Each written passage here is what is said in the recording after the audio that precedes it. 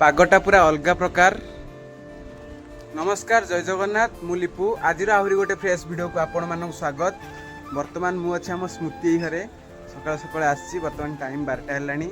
आमर रोसई चलती, चलतु देखा रोसई रे आइटम आमर एटा कौन मिक्स कौन मिक्स पनीर पनीर भात ता सहित एटा स्मृति आइटम। सुधा यार थाली आनी बड़ा हातटा देखा देखा स्मृति तम आइटम से कौन दाल फ्राई इन प्रोसेस। टिके जोरे कहूना। दाल फ्राई इन प्रोसेस। हाँ एमती कहब ना। चिंटू रेडी तो रेडी रेडी चिंटू कर चिंटू मन दुख खाइनी सकाळू 3 दिन हेणी डाली सिझौछन सिझुन तांकर डाली सिझिनी सिझुची सही टाइम रे हमें टिके जिम मारदबा।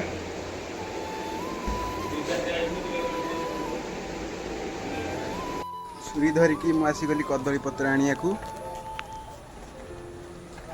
एटा कदली आइटम पूरा अलग प्रकार।